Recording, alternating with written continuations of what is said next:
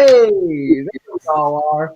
Back with my pink pen as always. I'm Goldline Cards Chris.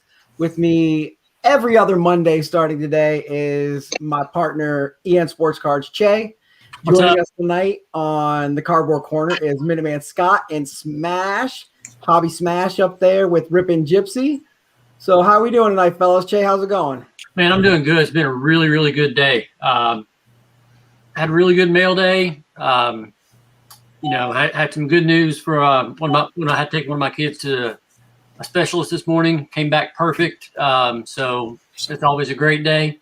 Come home, my mailbox is chock full of goodies. Got something from you today. I appreciate that, sir. I'm gonna talk about that in a little bit. But no, been a really good day. I'm blessed today. Thanks for asking. Awesome, Scott. How are you doing today, man? Hey, things are good. March Madness kickoff. Let's get those brackets filled out. That's what we've been doing all day. Absolutely. And the one man that I'll openly admit has a better beard than me, because I have to trim. My boss has a rule about that. My man, Hobby Smash. How you doing today, man? What's up, man? Doing good. Standard Monday. So real work was insane. Hobby work was insane for Mindy. Happy Monday. Why are we not drinking yet?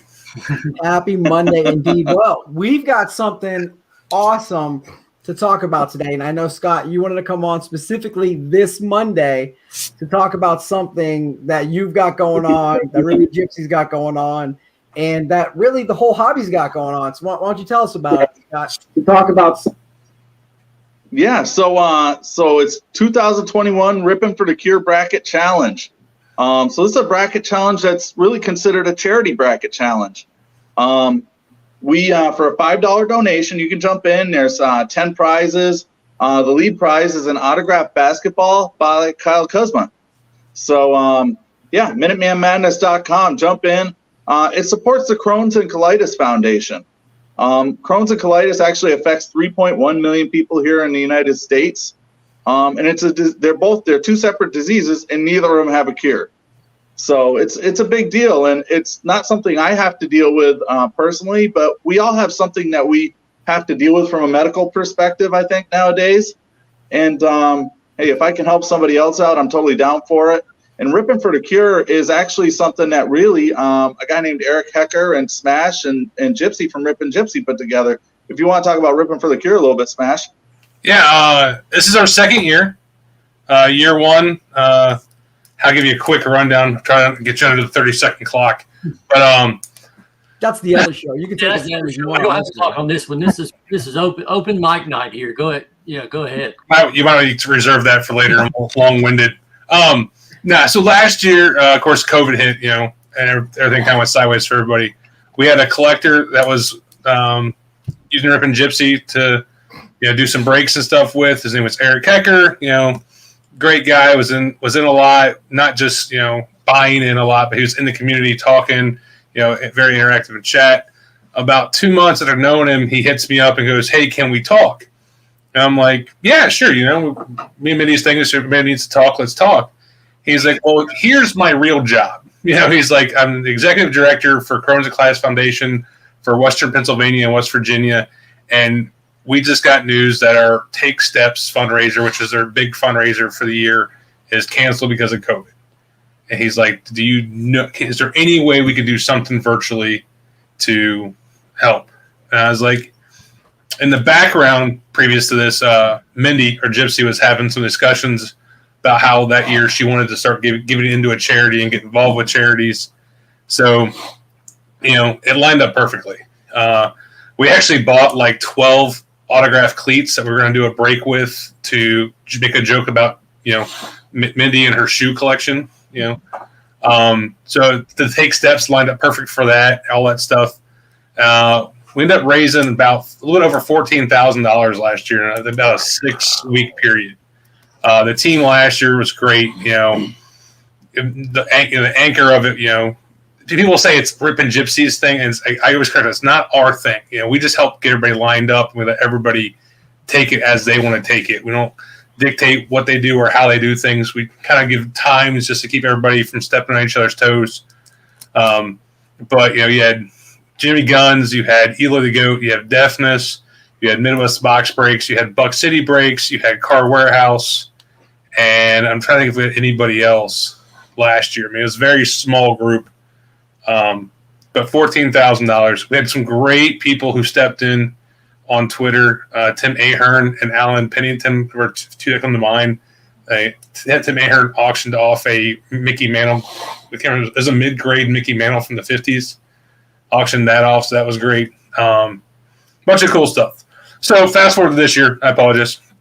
Eric actually got a hold of Mindy in December. Goes, hey, are you willing to do this again? Of course, Mindy's like, yeah, we're all in. And for those that don't know me well, I'm one of those project manager guys that you give me something and it's full speed ahead until either the wheels fall off, we run out of gas, or it explodes. That's the three ways to do it. And so we started back in December talking to more of the hobby family network, that Mindy deals with a lot. Talking to some distributors. Luckily, we've been blessed that Mindy's one of the larger memorabilia breakers. That's a subcategory of breakers. By no means we're big, but for what we do, she's very specialized. We were able to secure sponsorships from Steel City for products for the mega break at the end. TriStar Productions sent up a case of stuff. Luckily enough, we got to meet and sponsor Cruise Pedregon Racing, so they jumped in and sent some autograph items up. And through Break Club and Midwest Box Breaks, we got connected with the social media director of the Wilkes-Barre Scranton Penguins, which is the minor league team for the Pittsburgh Penguins. And I got a goodie box from them that's amazing. And then, of course, there's the 16 hobby personalities that stepped up and goes, hey, we'll help raise money too. We started back on March 2nd or March 3rd, I think was the official kickoff.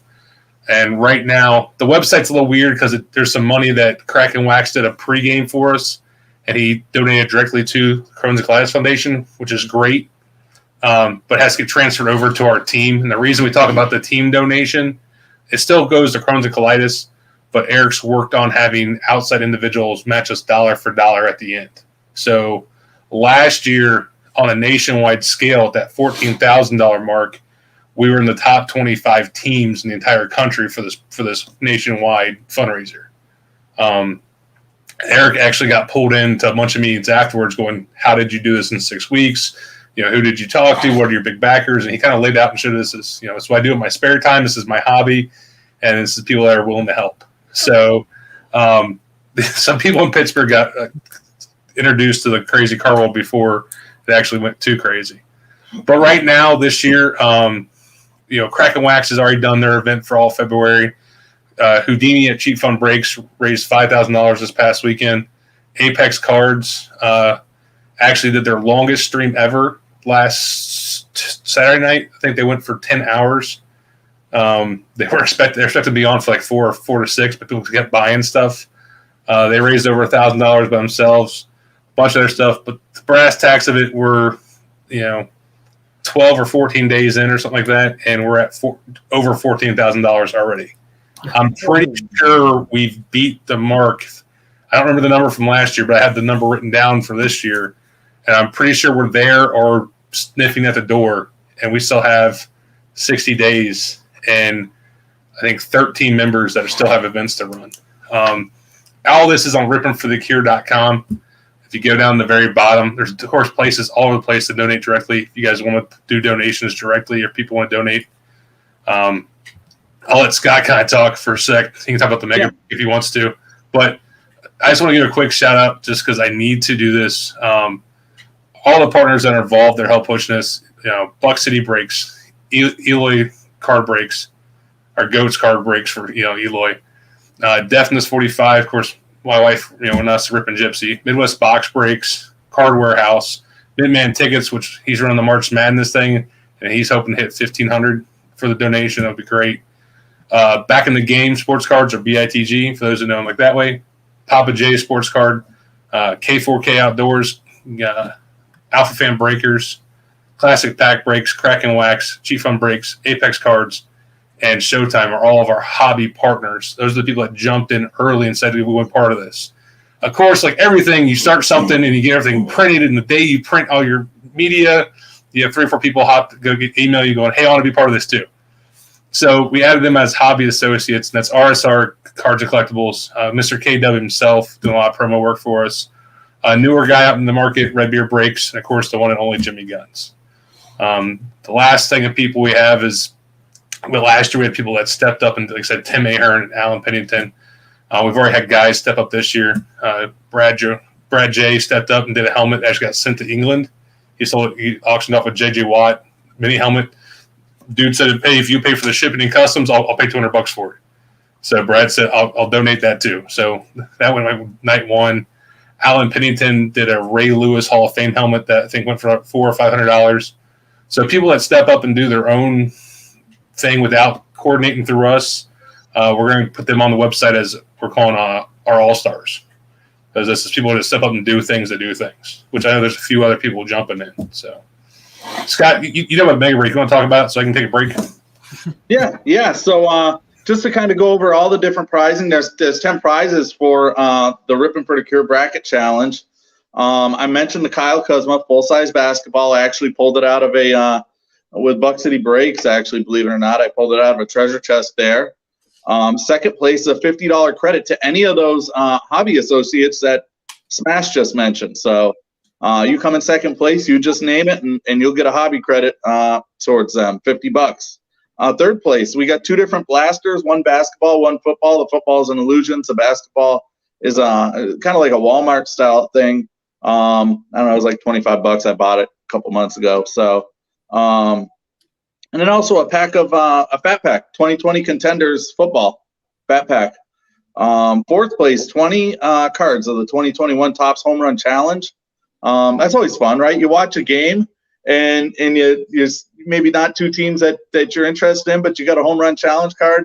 You register it on Topps and makes it a fun time. So, and then fifth is a Minuteman Hit Pack, which is a repack that I put together and we sell on Ripping Gypsy. So, you know, I got first time last time you did the Minuteman packs, I got in one, and I actually got you guys pulled this for me right here. Look at that, baby. Dick Vermeil autographed, holding up the Super Bowl trophy. First time I'd gotten in something with Ripping Gypsy. First time I got something in with the Minuteman packs. And, you know, you guys were talking about the donations and stuff. And I put a tweet out, I don't know, yesterday, maybe earlier today. I was like 30 followers from 4,000. Said, hey, if you guys give me to 4,000 before the stream tonight, I will donate $50 on the stream. And I just got a text message from my buddy Brant Evanoff saying, I got the 4,000 followers. So I am donating $50 to Ripping to the Cure just right here, right now. Well, I can't really do it right this second, but as soon as we hang up this call, I'm going to get on your website and I'm donating $50 just for that, just for being on here tonight. That's awesome, man. Congratulations, 4,000. And Che. Yeah, I was just going to say that I had retweeted his tweet and said I would back that up at 25 of my own. So I'm going to add 25 to that. So I'll do that as soon as we get off as well. Oh, and thanks, man. I also wanted to add, you know, Smash, you had, and we were going to talk about this later, but I want to bring it up now because I think it's the appropriate time to bring it up. You did something truly amazing on your own feed the other day. And you said, here's what I'm going to do. I challenge you to help me raise this money, but then I'm going to donate, I think it was $1,500. And you did it. 50 is what it ended up being. But your employer matched. Yep. So anybody out there that's watching tonight or is thinking about doing this, go check and see if your employer will match. You know, I know that any employer, my last 2 employers that I've worked for, they would always match any of our charitable donations. So, you know, parlay your own donation, get your employer match, and just make this thing go through the roof. So, but that was awesome. That was good to you, sir. That was the. I'll be honest, you know, we kind of I'll skip to the best thing you saw on Twitter. One of my 2 things. I got gifted a video. Actually, kind of made me tear up. No lie. I had people. Mindy reached out and had a bunch of happy birthdays, and I can legit put up a map and cover like almost every state that of people, you know, wishing hobby birthdays because my 3 to 10 collection is kind of my thing, right? So I was kind of moved to do it. I just got my bonus in, and I was like, hey, I'll match up to $3,100, and my company will match that. So we raised the $1,050. So the $1,050 actually turns into what, $3,150 overall from all that. So every dollar is awesome for that, and everybody that donated was awesome. I thought it was a great thing. Yes, I just love how but I just love how the hobby comes together for good things. Last month I did the polar bear plunge for Special Olympics. I had $1,000 goal. You have all these lofty goals. You had 14,000 last year. I didn't even do this last year. I ended up with $3,400 in this tattoo on my arm. the second one. That's the rated rookie right there. I thought there was a future All-Star one somewhere too. I've got a future stars right about here, but that's not really appropriate to show on this. But I do have my kids' heartbeats right here from when they're in the womb, and underneath it says future stars in the 1988 tops, because that was the year my wife was born. So I'm very excited about what you guys got going on. We've got Minuteman Scott with the website, and we'll put that back up there on the bottom here in a second to go sign up and win a bunch of cool prizes. Like you said, it's the bracket for the cure, I guess, right, Scott? Yeah. So we're at 71 signups currently. That's the first time I've announced how many signups we have. We've had 71 brackets entered currently. Our goal is 300. So we're on the trail to get there. We're definitely working down that path.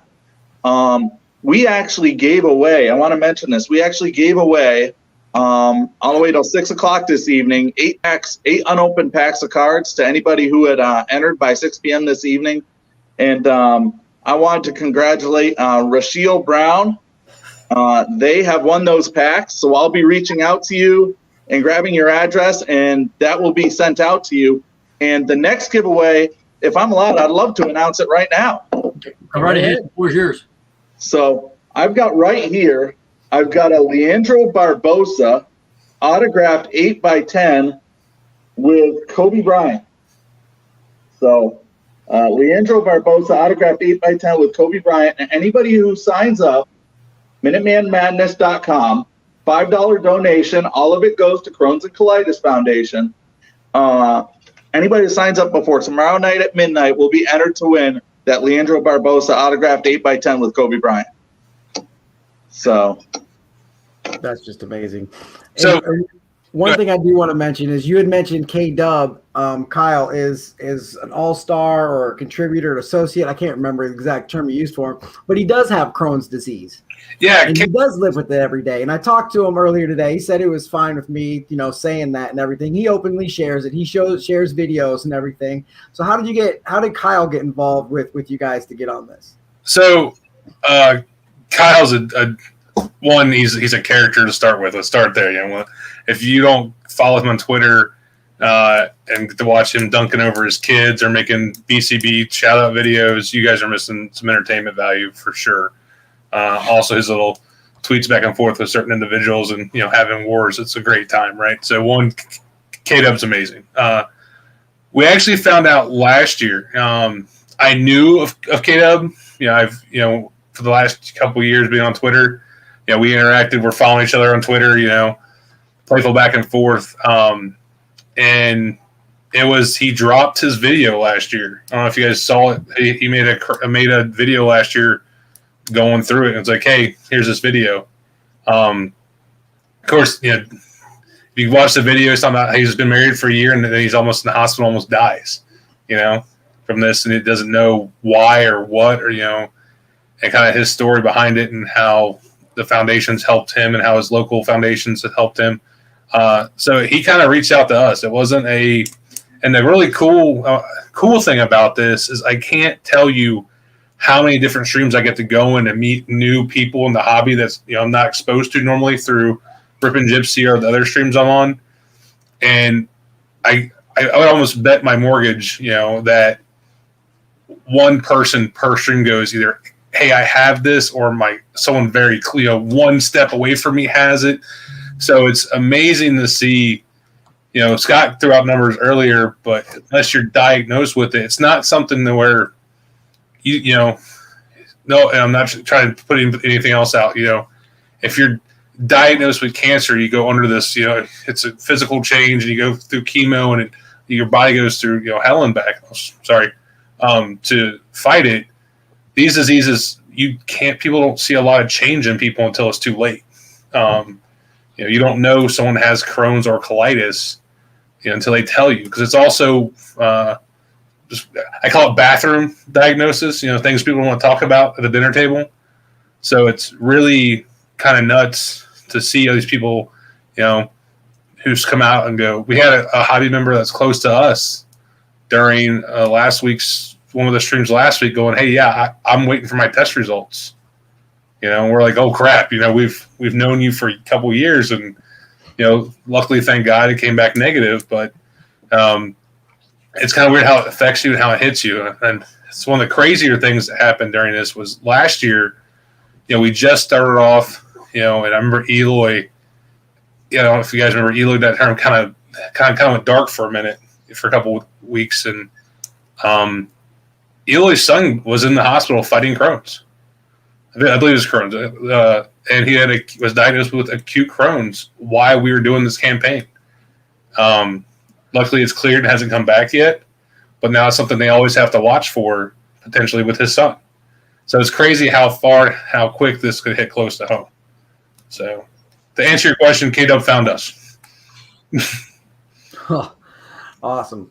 Well, since Scott, you're doing the brackets here, if we move on from that to actual sports, Scott, who do you got in your Final Four? You can get 30 seconds to talk about the Ripping for the Cure mega break at the end. Smash, you have any time you want to talk about anything. Yeah. Well, I talk a lot.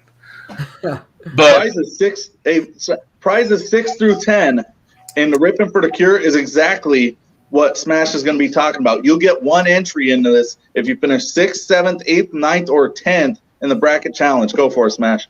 All right, so at the end of this, we have what we call the mega break. It will be on Ripping Gypsy's YouTube, and that's just because Eric doesn't have 1,000 followers or doesn't have his own YouTube channel. Maybe we should make one. But Eric will come up to Ripping Gypsy. We live in Cleveland. He's down in the Pittsburgh area. He'll come up to us, and we'll open all the items that have been donated for this mega break. And how the winners get selected is for every $50 increment that you donate, you get an entry into the random. The reason we say that is currently, as of yesterday around 8 o'clock, we have had 98 individuals donate for 367 spots in this random. So we have a very long list. Eric compiles it every day. He takes care of the list. With that, currently I'm sitting on, I don't know if I actually told him, he asked me. I'm sitting on, I think, 54 prizes right now for the mega break. So Eric likes to stay in the dark about this. He doesn't want to know anything what's in the mega break. I'll give the shout out that Eric always starts the mega break off with his donations that he gives. Eric bought one of the last treasure chests that Steel City had, and it's sitting in our garage and marked for Ripping for the Cure mega break. So we'll do the random, and we'll see how many prizes we have at the end, because hobby members keep donating items to us. So if you want to donate, please hit up me or Ripping Gypsy. We ask that it's either if it's an in-person autograph without some kind of certification, like Minuteman Scott goes and does a lot of in-persons. We feel he's reputable for getting the autographs. But if it's an autograph, we ask it's certified, unless, no offense, it's a reputable source. If it's cards, we ask it be a sealed box. There's a couple boxes of cards already there in the break, but I'll just give you a hint. The break stuff, that's all currently Ripping for the Cure mega break pieces of stuff. So minus the treasure chest that's in my garage. So you get into the random every spot, every $50 donation. So $50 is one spot. Your $200 is 4 spots.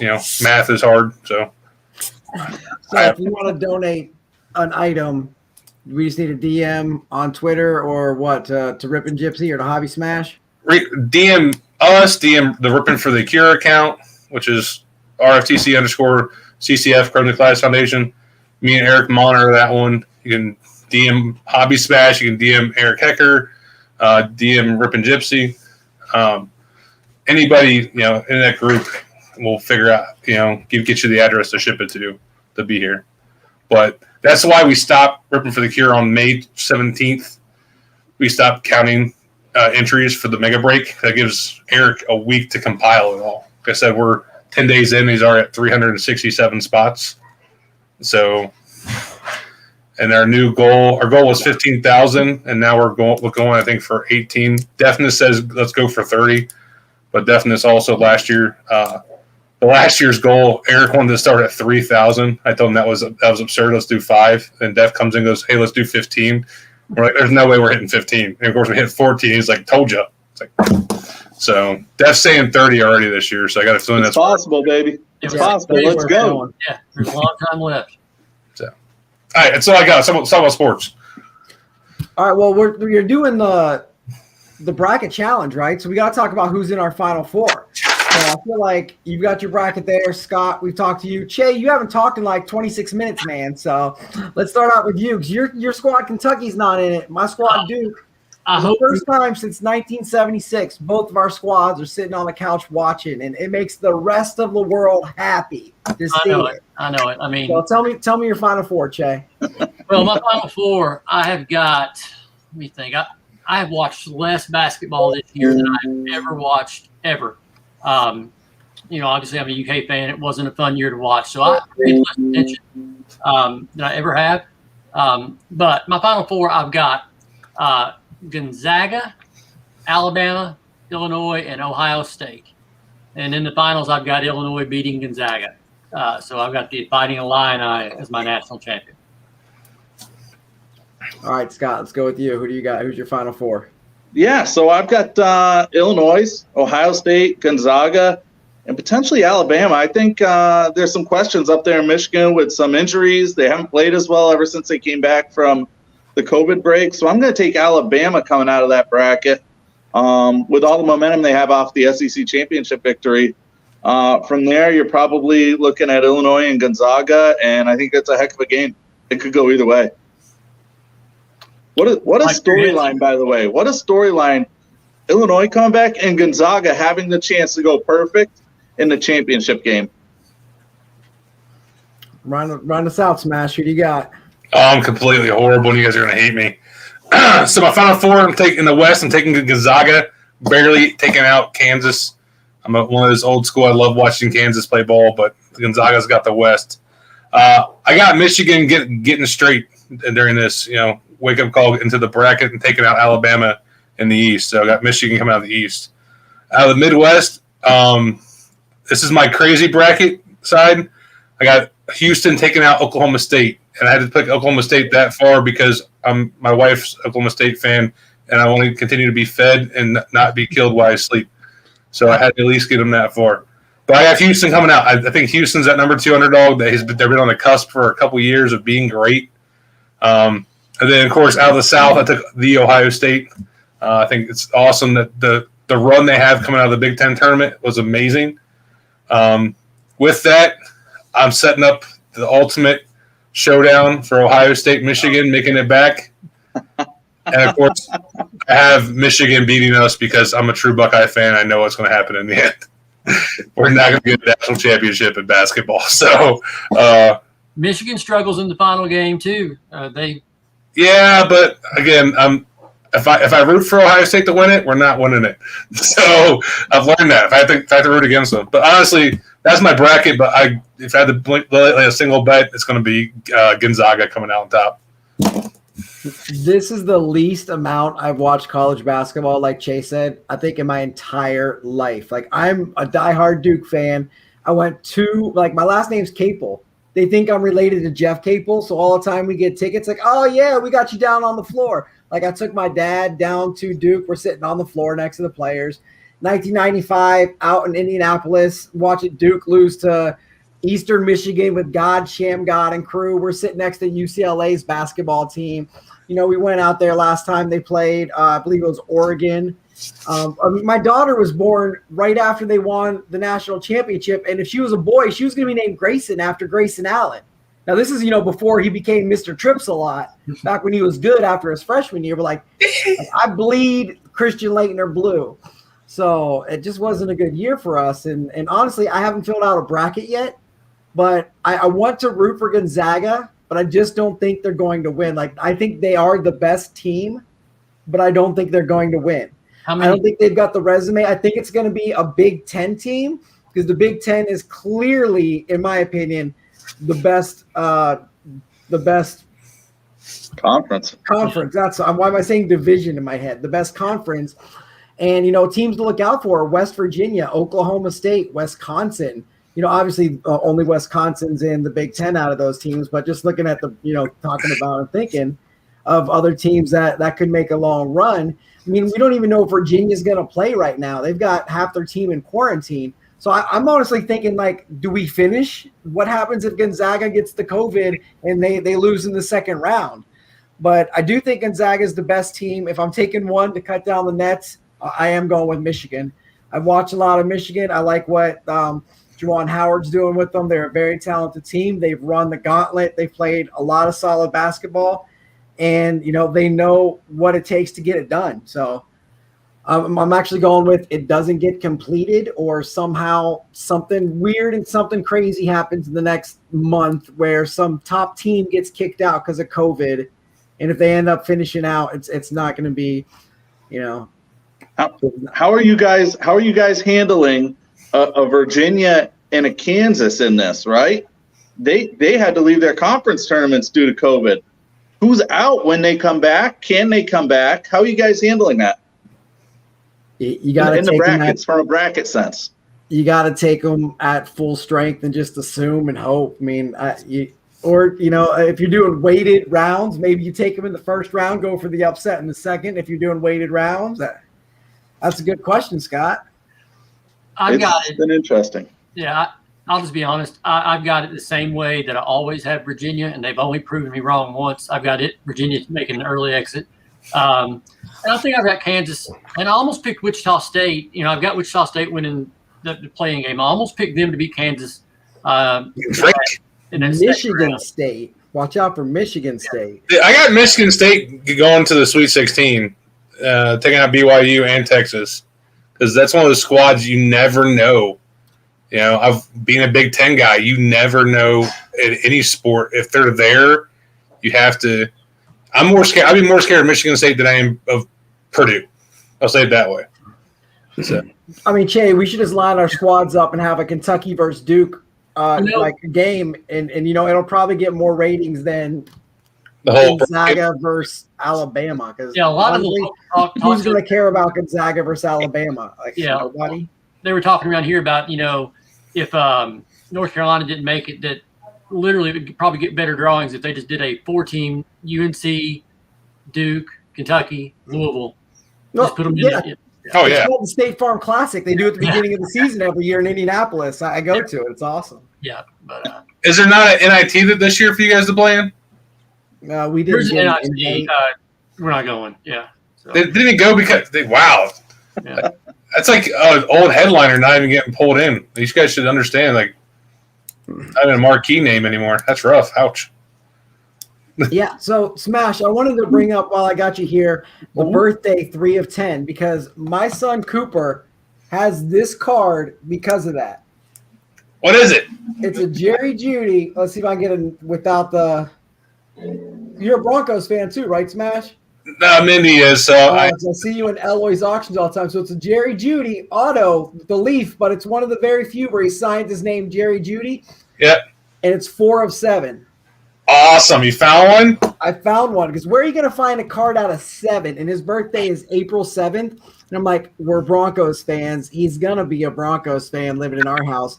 So I have a Jerry, because Jerry Judy's like my new PC. So I have literally my favorite player. So I'm kind of vicariously living through my son here, because I got to show off his Cooper Cup collection. Actually, I left it over there, but going for the rainbow, I just hit the 101. What, a 4 out of 7 Jerry Jeudy. I mean, come on, man! I got that literally because of you. I had no idea about this birthday stuff, so I want to see some of your 3 of 10 cards, if you don't mind. So this is all the stuff I haven't shown on Twitter yet.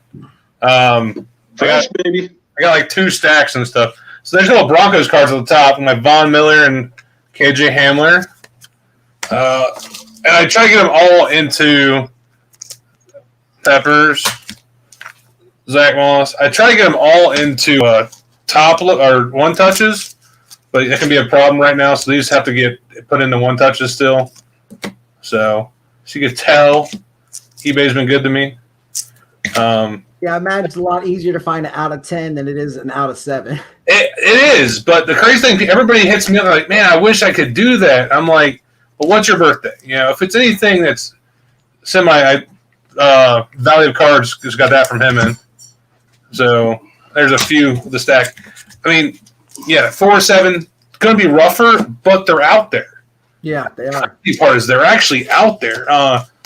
How my 3 of 10 started is I was talking to Mindy because I PC'd anything Ohio State, anything Cincinnati, anything Columbus, anything, you know, sports professional teams besides Ohio State. Come on, man. I'm a Toledo grad. I'll send you some stuff. They're over there.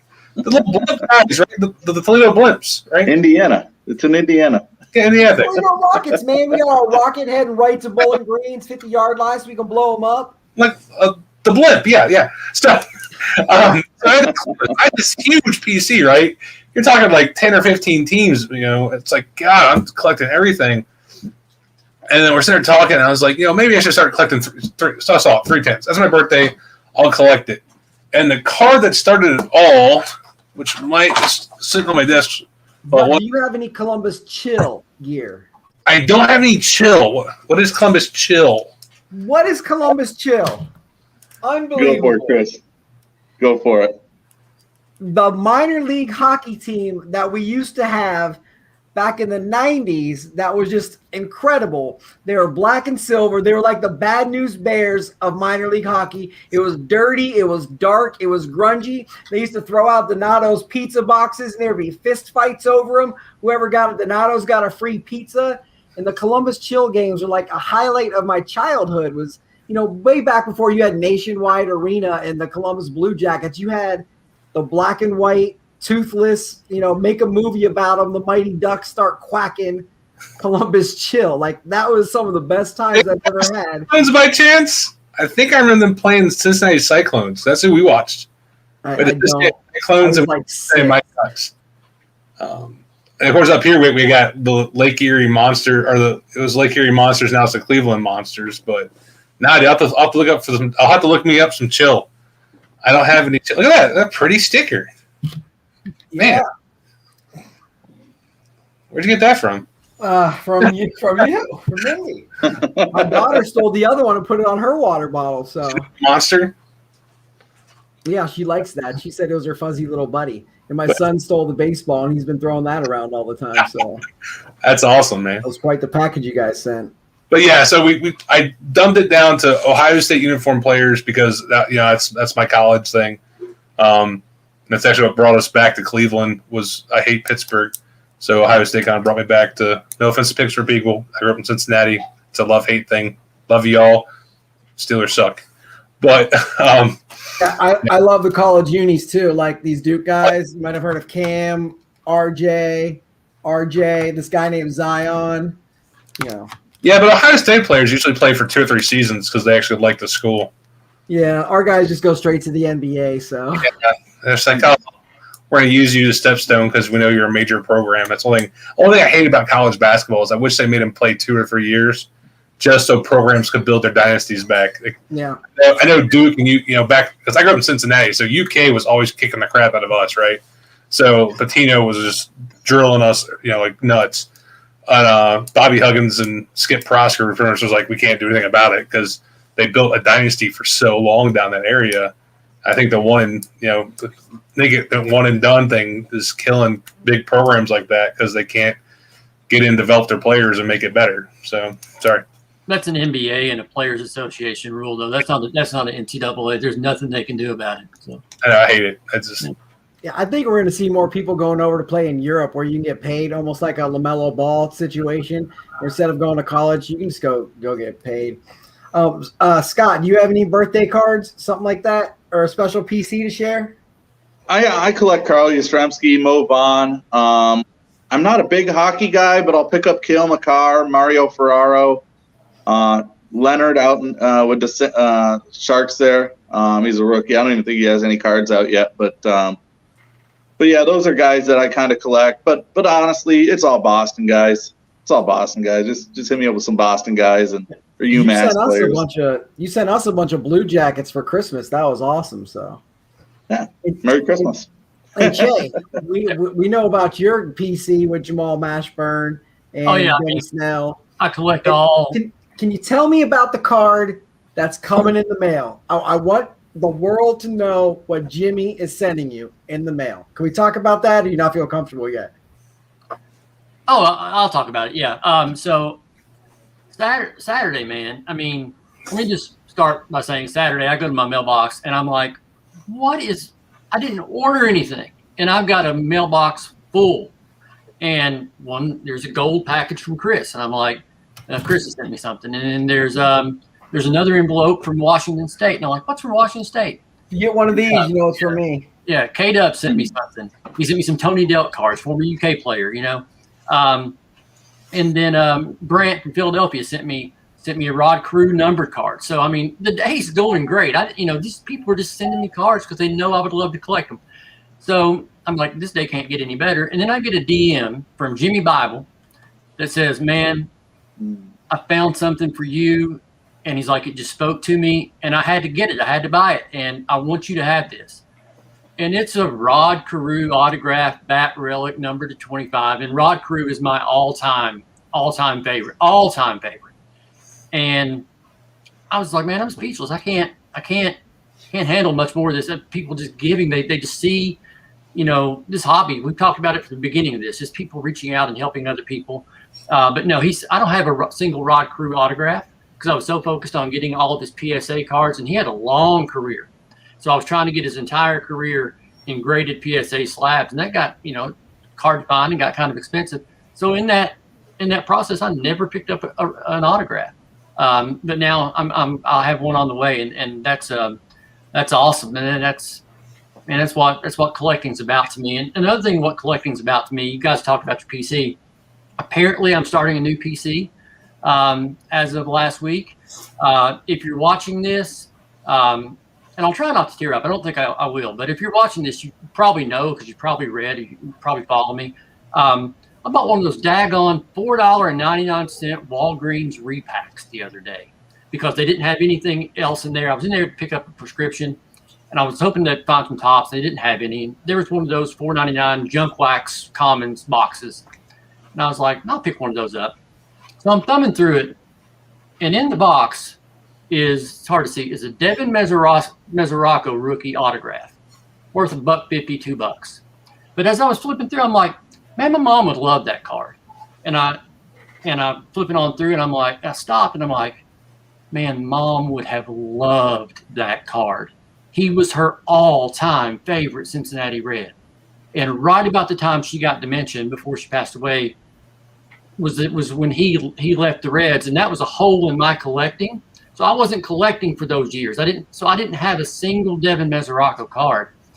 And then I just, this card made me think, opening day's around the corner, and I'm not going to be getting those phone calls every night saying, are you watching this? Have you seen it? My mom was the biggest Reds fan I've ever met in my life. And Devin Mesoraco was her favorite player.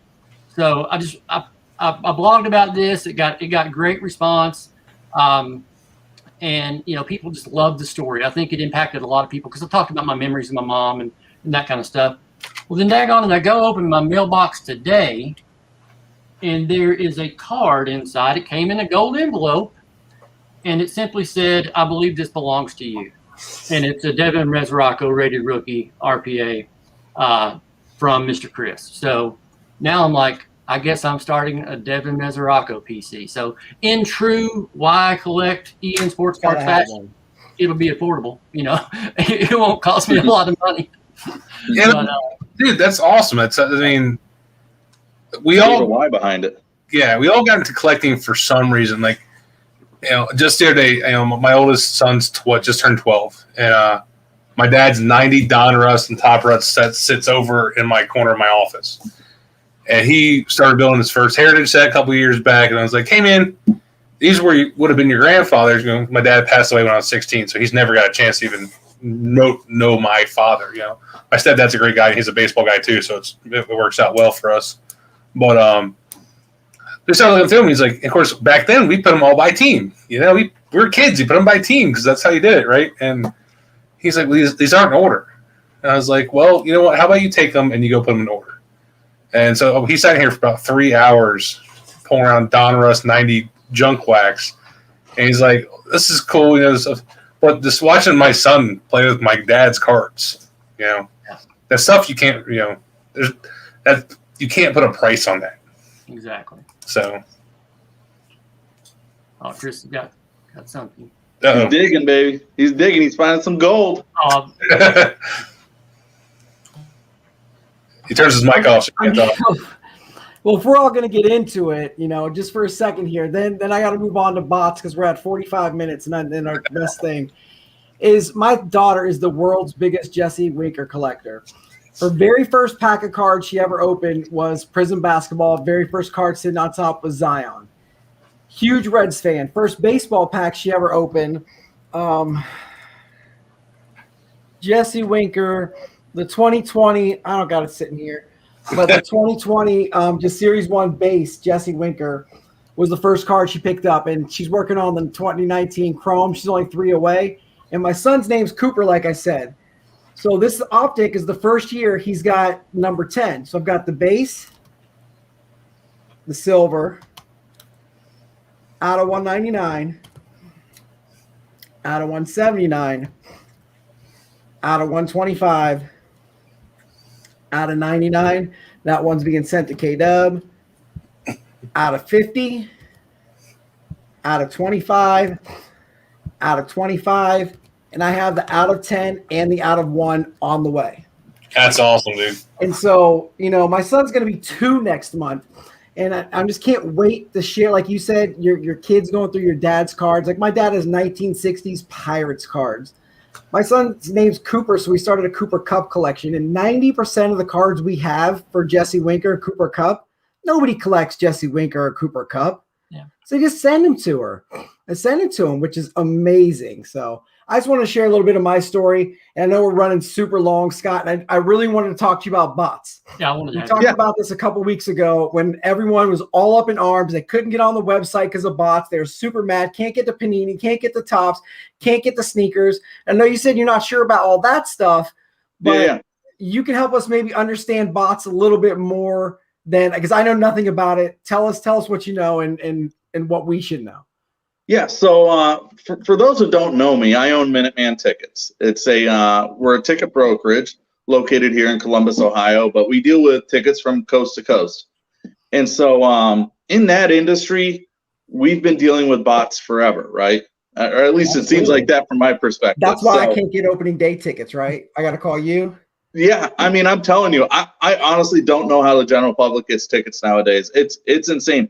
If a guy like me who buys tickets every single day can struggle to get tickets, and I know the buttons to hit, I've got the fastest computer, the fastest internet. This is just stuff that I have to do to operate business.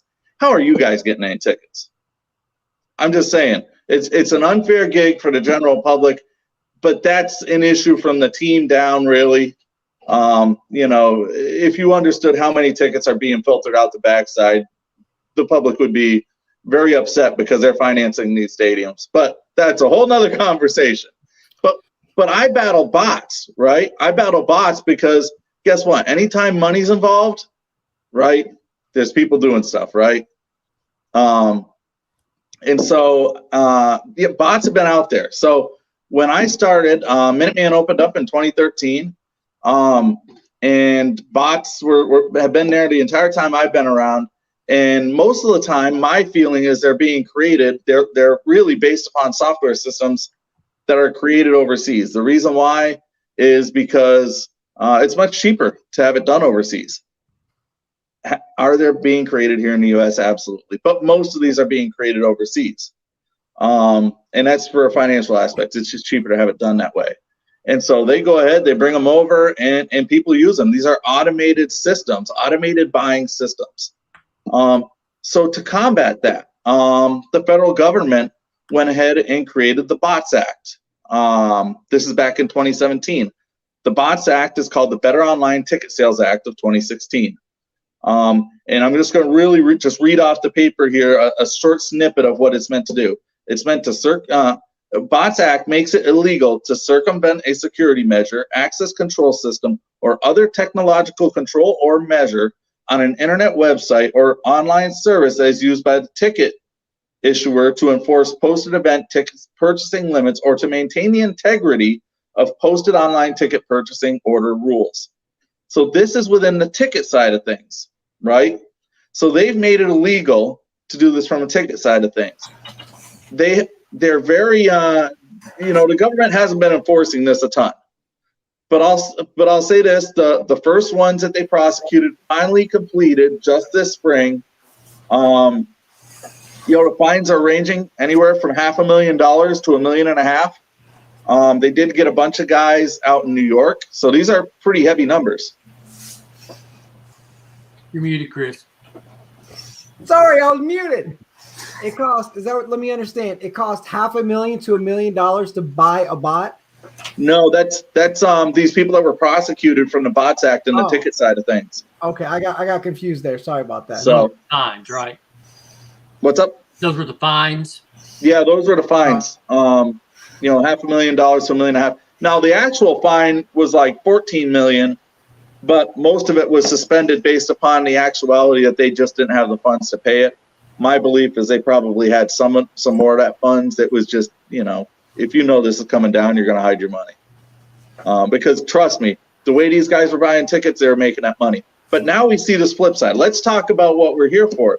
Not the ticket industry, but the card industry, right? And so now I come from the ticket industry with a hobby as cards. I'm seeing bots start to come over, right? As, again, more money is getting involved, all that fun stuff. And so these bots are being used to, obviously, as you guys see, purchase cards on websites and such and such. I'll talk more specifically in Top Shot. I haven't bought a single pack, but I've done a little bit of research because I see them as a small company trying to combat this. And just from an interest perspective, I'm taking a look at it, seeing if, quite honestly, if there's a way that I can make some money at this, right? What they're doing to combat it. And so when I looked at it, they're trying. I don't feel like they exactly know what they're doing. There are definitely bots on there. I don't question that at all. Just through my experience, there's definitely bots on there. You can feel it almost. It's you can just kind of tell. And it's not the fact that you end up 118,000th in line. You can just tell by the way the website's reacting and what's going on. If there's bots on there, they're going to have a tough time. So you guys are aware, they're going to have a tough time banning these bots from a Top Shop perspective. Just because they imitate me and you so much, right? They're very imitation-like of a human. So it's tough to tell from their side of things entirely that there's bots. They'll be able to know. They know that there's bots on it. I don't think there's any question about that. I think they've mentioned it. But how do they block somebody and it's not Smash, but it's actually the bot? That's what their issue is running into. So they combated this by stopping the signups, as you guys may know or have heard, right? So they wanted to slow this thing down and get a grip on it because it was completely out of control at one point, right? The bots were getting 90%, and general public, me and you weren't getting very many, right? But that's all automated. There's some guys using some manual stuff. I've looked at some manual stuff that you can use there. It's 100% legal as far as I can tell. And there's guys, and there's different things that you can do by hitting different. Yeah. I mean, it's, the manual stuff is stuff that it's kind of like some people know how to use computers and some people don't, right? I don't. Yeah. And so it's kind of that style. Like, if people had enough knowledge, literally anybody in this chat could do it, right? It's just about knowing what buttons to hit and what combinations to be able to move you through screens quicker and get you to the front of the line a little bit and that type of stuff. So when we see tweets like we saw the other day, and this guy just got roasted. He got roasted more than anybody I'd ever seen. But he tweets that, I don't know, like he spent $20,000 and he ran this many, he ran he tried this many attempts and he ended up with one checkout, and and I mean, what was he talking about there? Did you see the tweet I'm talking about? Yeah, I actually did, and I'm surprised I did, but I did. So he probably purchased a program from overseas. It sounds like a program that was leased, and he leased a certain amount of probably memory or gigabytes or whatever you want to call it of usage through this website that runs bots for, my guess is anything you want to run it on, right? Whether it's shoes or tickets or whatever. So he paid a certain amount of money to overseas to this bot company to take this much amount of space of their memory to use it for this event, and didn't sound like it worked out for him, right? Yeah, that's what happened. That's what he's talking about. As far as I could tell, I did see the post. When I read it, that's the way I looked at it. Is he spent some money overseas, and he didn't get the results. And hey, by the way, those stories coming out is good for guys like us. Yeah, absolutely. Well, thank you for explaining that, because I had no clue what he was talking about. I was just happy that he had failed. So, and something, that I've said on almost every stream I've been on is I have more success at Walmart.com or Target.com than I do in the stores. And Scott, you live 5 minutes away from me. There's nothing at Walmart over here. Oh gosh, I went there today. There was nothing. I could probably if it's the winter time and there's the leaves are on the trees, I can probably see Walmart out my window right here. Like, that's how close I am. And it's just batteries and Pop-Tarts now. DMN Dan will love it, right? Yeah, they're not putting anything there. They haven't for a month. They haven't for a month. The one day they did, there's like a huge line. I scored a blaster of optic and 2 printers. That was it. But now they have the lines. Myers got come at 3:00, limit of 2, per person. Target's got the limit. So I dig on the limits and stuff.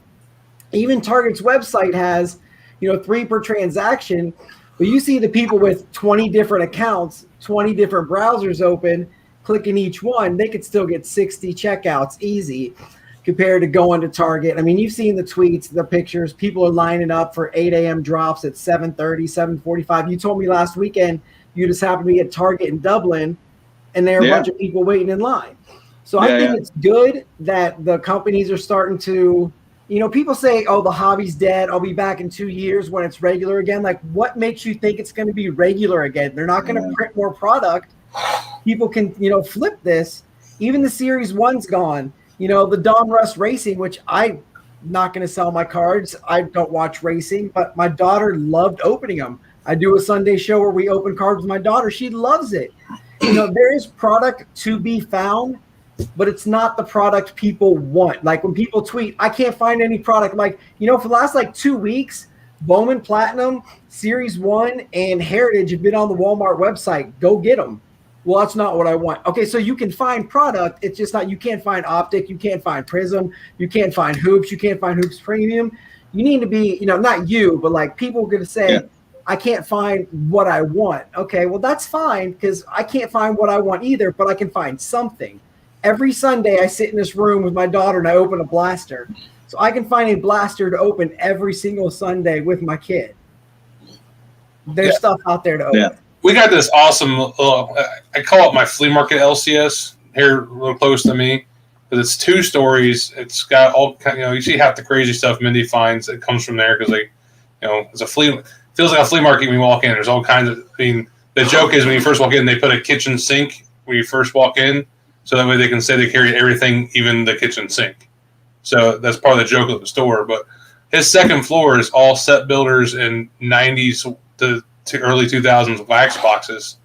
So I mean, and the dude's awesome. He does look at eBay and gives you a fair comp price off eBay. So, I mean, but if I was some of the kids, me and Mindy had our anniversary. I went and found a box of 2015. I think it was Contenders Draft. It was like, hey, let's open something from our year we got married, Connor's birthday was a couple days ago. We found something from a year before he was born, so he could open something that was older than him, So there's other things to do than people are just getting upset because they can't find the money makers and it's the stuff you can flip. It's not what you can open, it's what you can flip. And I'll be honest, man, we're having this joke discussion today. Hobby boxes should be relabeled as investors boxes, retail should be labeled as hobby, and then hopefully there's some more print on demand stuff where people can get what they want. I mean, the market's crazy. It is what it is. It hit me the other day thinking about it. I was watching a thing with Orange County Choppers because Paul Sr. died, right? And back 10 years ago, choppers were $80,000 and all this other stuff. I just watched a video where the guy picked up a chopper from Orange County directly from them for $8,000, and that's not what it was. It used to be, 80,000. I hope the hobby doesn't take that big of a crash in 10 years, but once all the investors are done investing, they move on to that next thing. I'm hoping enough people are left to support it at the end. That's kind of my take on it. All right. Well, we are over an hour. Typically, we go about a half hour. So one thing that we finish our show on every week, so you guys have to join in, and I would like to go last, is the best thing you saw on Hobby Twitter, or it doesn't even have to be Hobby Twitter. The best thing you saw this week. Scott, we'll go ahead and start with you. What's the best thing that you saw this week, Scott? I'm gonna back what Smash said earlier. There were people that sent a video to Smash for his birthday, and I just thought it was super cool. And it was meant for him, but I watched it 3 or 4 times because there are just some super cool people on there. And as we all know, we spend a lot of time online, right? And we're all friends online, but it was good to see everybody's faces. And it just so happens, I think me and Chris are going to get together this weekend and watch a little bit of NCAA basketball along with Mid-Ohio Cards. Yeah. And that's the best thing about this is friendships are made that may have started in a chat room or on Twitter or on Facebook or Instagram or wherever, but they're actually true friendships. And it's really cool. So. Absolutely. All right, Smash, can we go to you next? You need to think about it for a minute. Man. Honestly, my favorite thing I saw this week on Twitter, it is Ripping for the Cure related. I'll be honest with it. But Eric Hecker, his executive director position, his whole program for Take Steps. Someone there had a challenge to get up to $55,000 or $52,000 for the year. One of his internal people, challenged him. Well, if we can do it by Pie Day, we take a pie to the face. And if you haven't seen the video of Eric getting pied in the face because they hit it, I'm not sure who did the pieing, but Cy Young for pieing. Where can we find said video? Yeah, I want to go see this. Retweet, baby, retweet. It's all Work for the Cure retweeted it. It's on Hecker's timeline. So if I will check it out. Yeah. After I make my donation after this, I will check it out. Because I got it written down because I'm tired. I got to put my kid to bed after this. She's supposed to go to bed like 10 minutes ago. Reaction. But that's almost worth it because he said he takes the whole thing and I'm pretty sure half of it's in his mouth or nose. It's amazingly funny. So I go with. Let me jump in real quick before we can move on to Che, because just something about Eric and the rack of the day stuff going on. And I've won 2 times and had Nate Dogg send me the 3rd. And I don't generally accept racks or, when people randomly send stuff to me, but things that I win, I don't like to accept that. Give it to somebody else. I get plenty of stuff. People send it to me, but I told Eric in a DM, your cause means so much to me personally. And the people who donated, Kimmy Flanders, the one who was on with Coda, I want her gift. I'm going to cherish that forever. That's why I accepted it. And I just wanted to put that out there that a lot of people, I know he comments in true Nate fashion, he's giving it away to somebody else. Or, Che wins and Che wants to give it to Minuteman. And that's awesome. But to me, it's this cause and what Eric stands for and what a great human being he is that I got selected is the reason that I'm accepting these. And these are going directly into the forever PC for me. And I'm not hating on anybody who gives it away because that's great. Give it away. Like you said all the time, different strokes, different folks. Love what you collect. Che's got a whole series of why I collect. And I just wanted to touch on how meaningful his rack of the days are to me personally. And since, we're on our Eric Hecker love train tonight, I need to jump in and throw my piece. So Che, do you want me to go next or do you want to finish it out? Well, I'll go because I want to piggyback on what you just said. That's a tough thing to do, is to sit back and let somebody give something to you and accept it. I actually wrote a blog about this 2 or 3 nights ago because I find myself saying, no, you can't give that to me, please. I don't, please give it to somebody else. Eric tried to give me something one time, and I'm like, no, please Your don't. website's scrolling at the bottom right now, by the way. Yeah, thank you. But I turned him down. I watched the next person after me turn him down, and the next person after that turn him down. And I'm like, man, the guy, it kind of dawned on me, he really wants to give this kind of stuff away. And I've had it happen where I find a card that I just know somebody really wants, and I try to give it to them, and they're like, no, please not me. I don't want it, And I found myself doing that too. And I know how much enjoyment I get out of giving something. And like I was talking about the card, Jimmy Bible went out and found that card for me. That card hit him enough that he's like, I got to get that for Che. Man, I've got to accept that. And I've got to learn to be better about accepting that. So if somebody's out there and they're trying to give you something, especially like a specific card or a specific item that they have found for you, try your hardest to let yourself just say, thank you. That means the world to me. I appreciate it so much. Instead of just trying to turn it down. Because sometimes trying to turn it down, that person, they really have a reason they're trying to give it to you. So I'll step off my soapbox on that one. The best thing I saw this week, Chris and I have a deal. We don't do it about each other. We don't do it about something that happened to us because, man, there's a list a mile long that we both have encountered this week. But I keep mine simple. I always try to find just things. And you talk about giving Eric hobby love. We've given K-Dub a lot. But I came into this not knowing that K-Dub was going to get talked about so much. But I'd already selected my best thing I saw this week was simple. Bam Bam Cam got an AP for his personal collection. And K-Dub just posted a picture. And it was Cam and that card. And just the smile on that young man's face and just the excitement on his face. And knowing that him and Kyle, man, that they had that connection and that father-son bonding over that card, and you could just see it in the kid's face, and just that tweet, man, it hit me. I'm a father of a 9-year-old and an 11-year-old. So when I saw that was just the best thing I saw this week.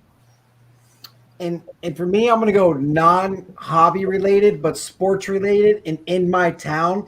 Scott, you might have heard about this because it happened yesterday. So Gahanna Lincoln is playing Westerville Central in the state basketball tournament. Elite 8, winner goes to the Final Four. Games played at Westerville South. I'm a Westerville South alumni. I work, communications at our local police department. So we got a bunch of special duty officers there and stuff.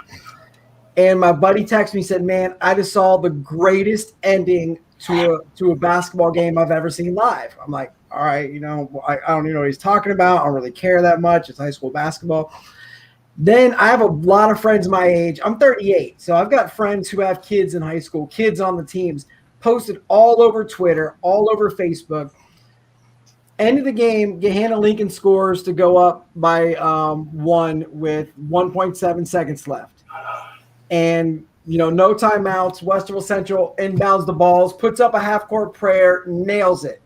Absolute pandemonium because it's Westerville playing in Westerville, even though you got a different school, versus Gahanna. So big rivals because they're all, Elite 8 Final Four teams every year. To have that Final Four shot go in at the buzzer, and the parents are so proud of their kids. The kids are so proud of each other. There's actually fans allowed to be there, parents allowed to be there, kids embracing each other again because you haven't seen a kid hug another kid in a year. And I don't know if they got in trouble. I sure hope they don't. I sure hope everyone was just allowed to be. But like getting back to the normalcy of life, like Scott, I told you I want to hit you up for some opening day tickets. My dad was like, hey, I haven't been. And, my dad and I have been every year for 15 years. We couldn't go 2 years ago because Cooper's due date was then. Last year was canceled. We're going to go to that. So it was more of just not just the game, but the embracing of the kids getting back to normalcy, the parents getting back to some sense of normalcy, I've been vaccinated both times, whether you agree with it, whether you don't. I don't really care. It's not what we're here for. It's my choice.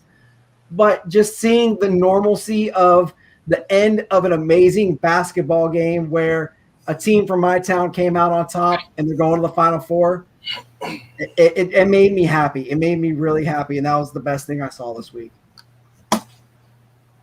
So if you guys don't have anything else, I'll thank you for coming here. We've been on an hour and 10 minutes. Usually we try 30 to 40 minutes, but we had such a good time. We kept on chatting. Remember here, we'll let Che and I will say goodbye and let you two finish it out with your plugs. All right. So Goldline Cards, Chris, I appreciate you. Thank you, guys. Hey, again, MinutemanMadness.com. I'm going to need all the help we can get. We need 300 brackets by the end of this week. Let's raise $1,500 for Ripping for the Cure, Crohn's and colitis. It doesn't have a cure. Let's solve that. Let's go, baby. We got the website scrolling out the bottom right now, MinutemanMadness.com. I made my sheet. If my wife's still up, she'll make her sheet before midnight. If not, she'll do it in the morning. How many entrances can I have? Is there a limit? Hey, up to 10 per person. So it's $5 per bracket.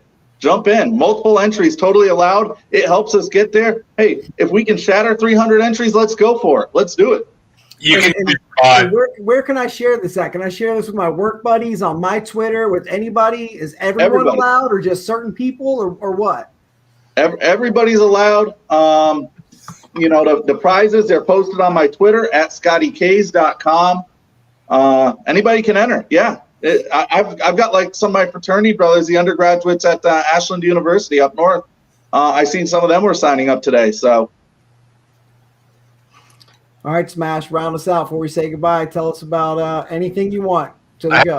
I had to, I'll have to end on the famous Ripping Gypsy. See you later. But the one thing that we haven't talked about real quick is we're talking about donations and money. So if you can't donate, you can still help share events, talk about it. Eric kept saying last year that we tried to remember, and we're pretty sure it's awareness sometimes is worth more than $1. So keep that in mind. And on that, peace, love, and monster hugs. We'll catch you later. All right. Thank you, everybody.